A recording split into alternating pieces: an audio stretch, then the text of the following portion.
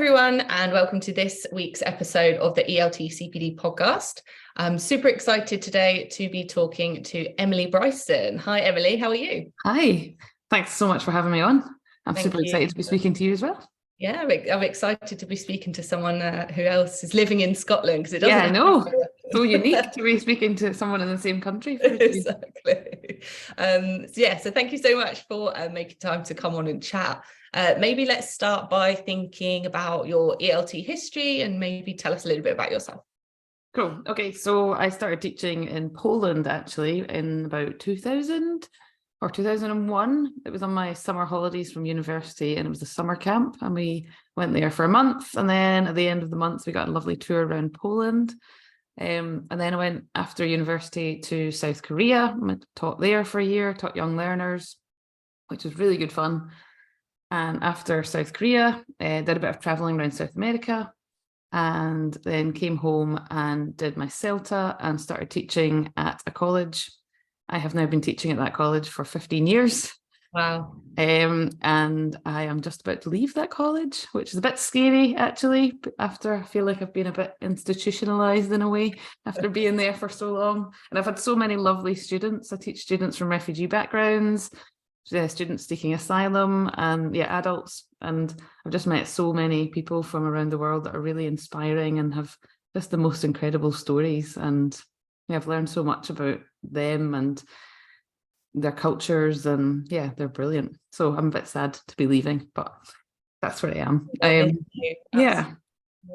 did lots of secondments there. ESOL network project coordinating different ESOL providers across Glasgow. A secondment with Education Scotland, who are the kind of government agency in Scotland for, I was kind of the ESOL policy, the ESOL development officer there, working on policy, etc., and liaising with MSPs, members of Scottish Parliament. And then I did a secondment at the Scottish Refugee Council as well when I was there. So lots of secondments. Yeah, lots of them. And it's great fun. Your institution that you're working in and the type of students that you're teaching, do you sort of have them for an extended period of time? So did you get to see their progress? So I'll see them for a year, but then occasionally, start in August, finish in June. But what's quite nice is that I'll see them maybe a couple of years later. Like, for example, this year I had somebody that I taught at beginner level 3 or 4 years ago in my intermediate class. And I was like, oh, amazing, you're here now. It's so nice to see that you've progressed up these levels. So, and then you'll meet them sometimes in the street, and somebody that was in your intermediate class is now like managing a care home, or somebody randomly contacted me out of the blue saying, oh, I'm working in the accounts department of Glasgow City Council. So that's nice to see as well. Definitely, yeah. And you also write materials as well. So I guess I started off doing that for the British Council, and then I did quite a lot of supplementary content for Macmillan, and now National Geographic Learning. So I wrote 2 of the Voices series books, pre-intermediate and beginner. And I'm working on a new title I'm working on a different book for National Geographic Learning at the moment. So, How do you find the time to juggle all of this? Well, I'm part-time at the college, which helps, obviously.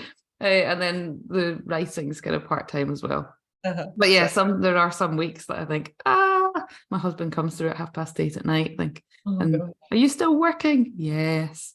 I think my brain just goes into like work mode, and I just get into the zone, and here I am still writing, and it's hard to sometimes just switch off, and I think I just enjoy it too much in a way. And then I've got my courses as well, my website, which has courses in graphic facilitation and visual, basically English language teaching, training and development courses for language teachers with a kind of visual twist. Mm-hmm. And how did you sort of get into that? Where did the interest come from for that? So that initially started actually when I was on my secondment at Scottish Refugee Council. So I didn't realise it at the time, but one of the trainers there was using a lot of graphic facilitation techniques. Like, she would pin up a flip chart on a wall with like a giant kind of spider web, I suppose.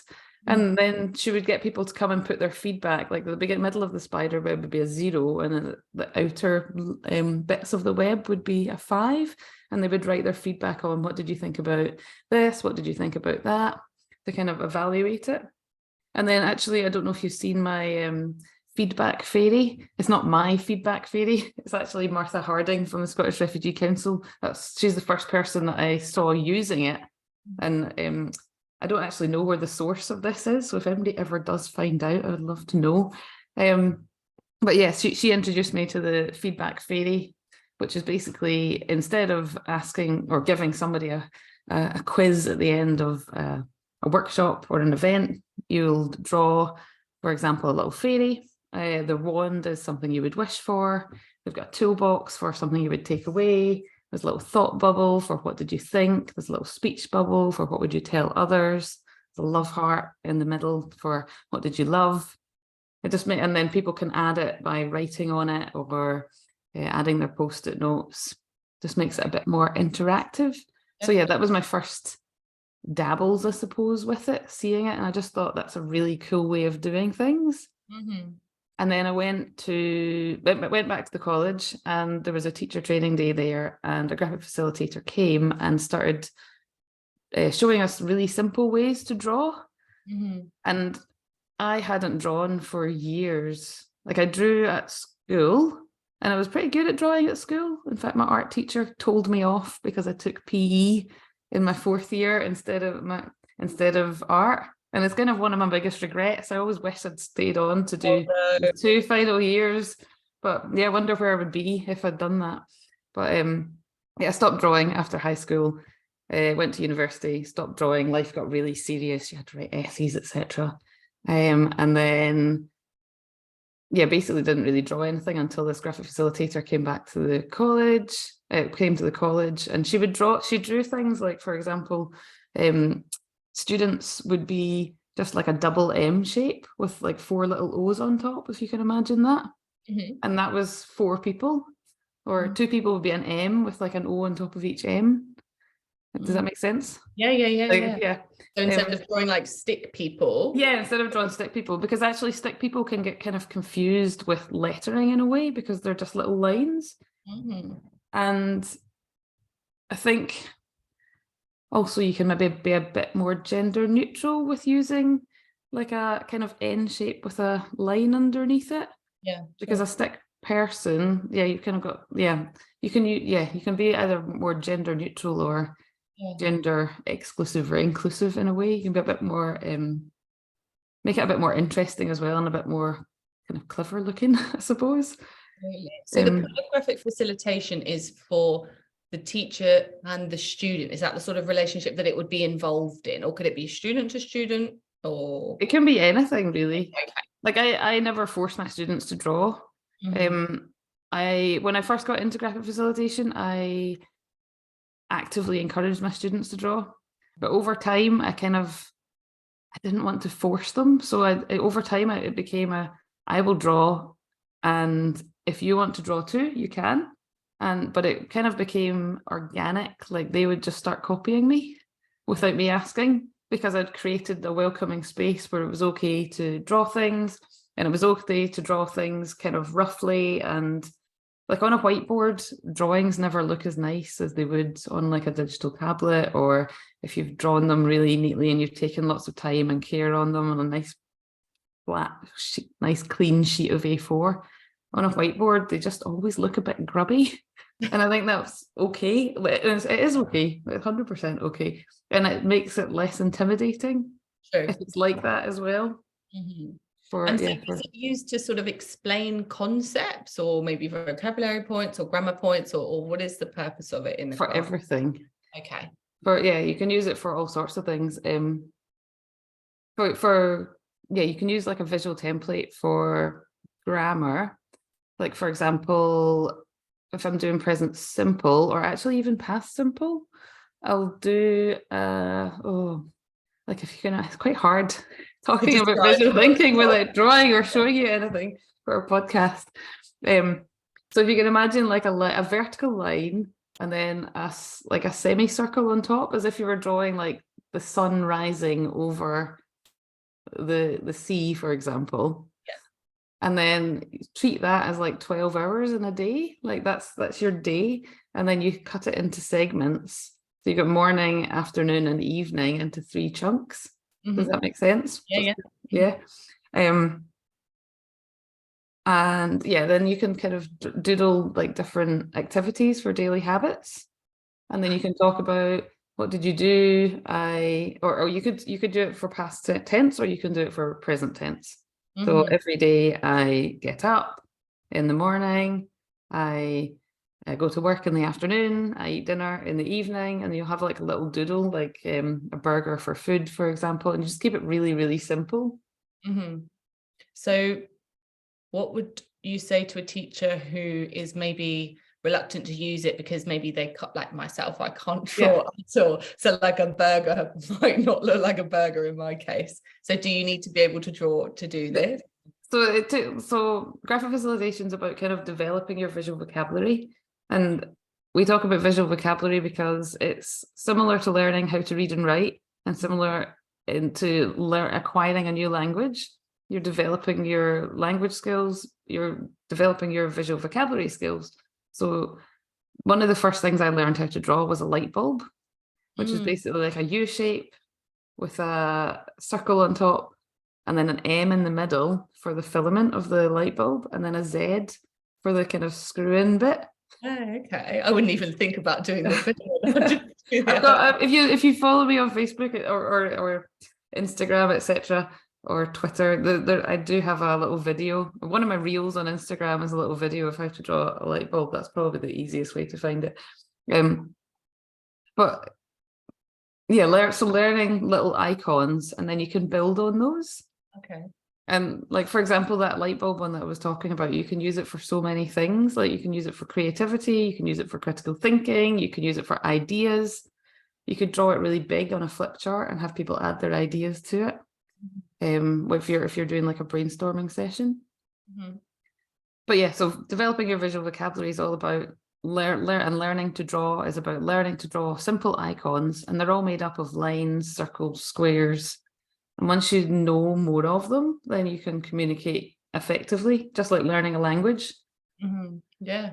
And would you say that it's also maybe more accessible in some ways, because obviously learners learn in different ways, and if we're thinking about different processing abilities, perhaps that might be more inclusive in some ways than sort of having lengthy text or something else, for example. Yeah. So it reduces processing load, because you're basically, if you're taking a text and then you're adding doodles to it, or breaking it down into a sketch note, for example, or an infographic. There's a reason why infographics are popular, and it's because people don't really like reading, I think. I remember like working in a restaurant years ago, and people would, the chefs would always be like, he's not reading, he's just like looking at the pictures. And that's what I do when I read a newspaper half the time, headlines and pictures. It's the same with infographics. And there's what are they called? TESOL Graphics on Twitter. I think it's just at TESOL Graphics, and they basically take academic texts and make them into like academic research papers and make them into infographics. Wow. They're brilliant. Yeah, so I love that. Yes, basically reduces processing load, and it makes things more accessible. I had a student last year who, I guess he wasn't really an ESOL literacy learner. He was Nigerian, and he already spoke good English, but he really wanted to be in a class to learn how to read and write. So he was in my ESOL literacy class, and he said to me at a guidance meeting, I've been to so many classes before and teaching me how to read and write as an adult, and yours is the one that makes the most sense because of the little drawings that you do on your whiteboard. I'm like, oh, that's so good to hear. That's so good. Because you can have a whole whiteboard full of words, or you can have a whiteboard full of words and text. Definitely. So you would accompany, say you were drawing, let's say the light bulb, and I don't know, the phrase is critical thinking, you would write the text alongside the icon, perhaps to help them remember it as well as. Yeah. And a lot of my students have maybe don't know how to read and write in their first language. They have limited schooling. So actually, if I was to say to them, oh, can you write it in your first language? They wouldn't, like, can you write a translation? So I was finding that students would go home with like notebooks were just meaningless lists of words. Yeah, it's true. But if they can quickly doodle it, or if they've got a worksheet that I've doodled, or, I mean, even if you give them images in general, like photos or worksheets that have images in them, picture dictionaries, for example, then it's going to be much more supportive than just a list of words for them to take home. Absolutely. But yeah, I find that a lot of my students did just start copying my simple doodles, or were like, teacher, you show me how to do this.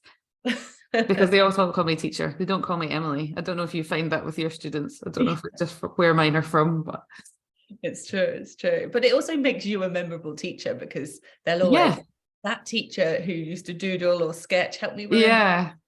And they'll associate that with you as well, which is great. And they'll take photos of my whiteboards, and then they've got them for forever. Exactly. It's really no matter how messy they are, and they're not tidy. I'm not going to lie, they're not always beautiful. They're not tidy. So that's what makes them good. That's what makes them good. They're effective. So it's not art, it's communication. Absolutely. So sort of sketching people's like a summary of people's ideas at conferences or webinars, like that. So is that in sort of a similar realm, or does it have a different name? It is in a similar realm, but it is different. So I guess there's a kind of, it's hard to kind of picture it all because it's all kind of interlinked in a way.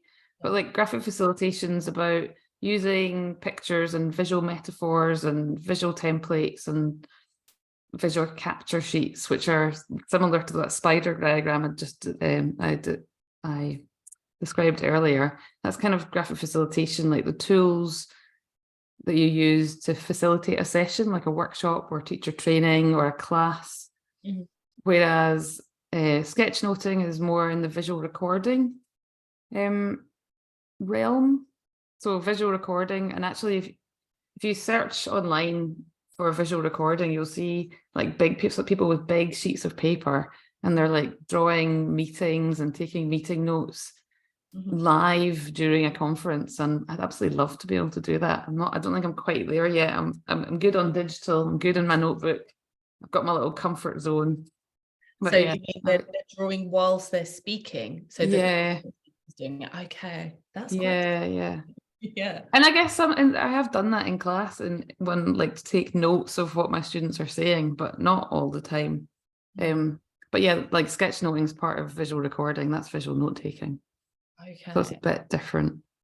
Same but different. It's the same visual vocabulary.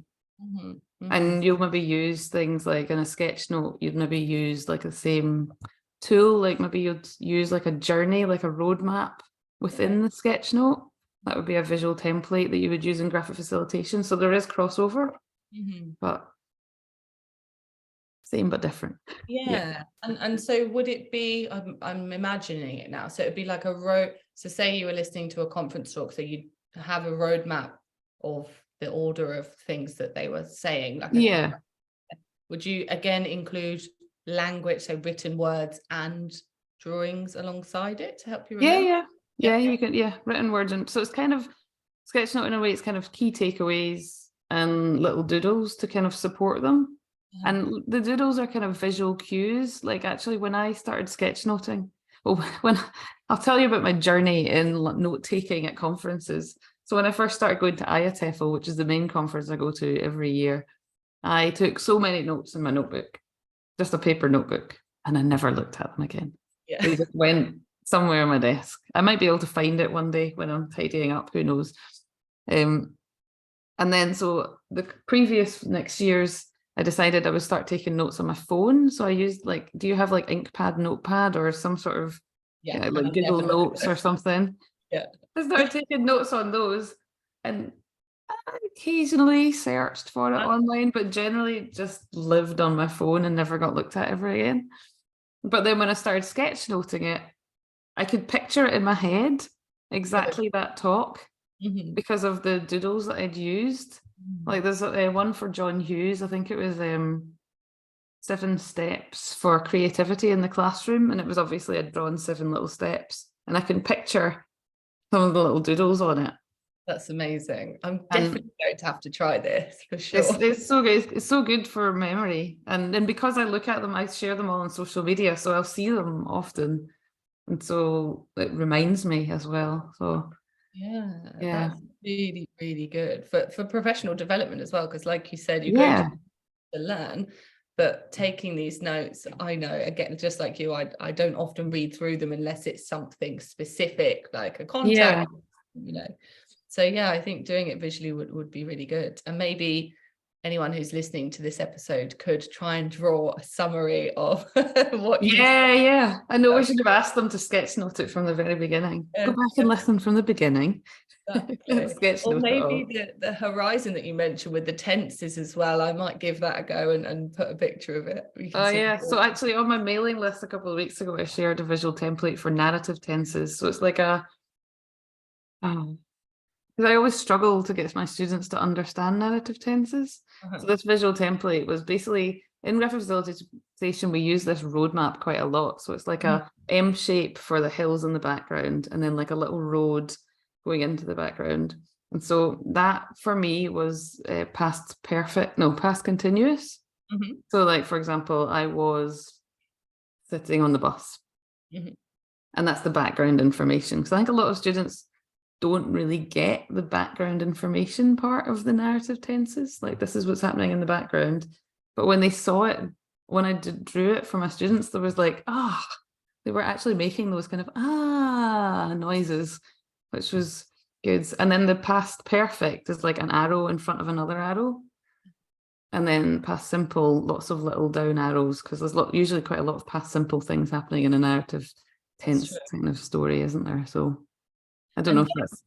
No, I can visualize it. And again, okay, so that was part of something that I just sent my email list a couple of weeks ago. I tried to send them little visual templates that I've been using in class or that I've come up with randomly.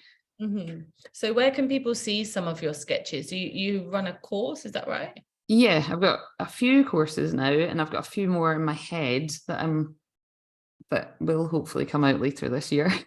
I've got like graphic grammar. I want to make that into a course. I've got enough content like that to make a course out of, like one for teaching ESOL literacy with doodles as well, one for curriculum planning, etc. So it's quite good for sitting your team down and making like a scheme of work, etc., using visual tools for that. What else? Sorry, what I've lost what your question was there. My courses. Yeah, where can people join your courses, and are they sort of self-study, or are you involved in it? Is it something that runs in sort of a group program? Yeah, at the moment self-study, but I'm hoping to run. I have run a couple of group programs, and I really enjoyed doing them, and I got really good feedback on them. People loved them.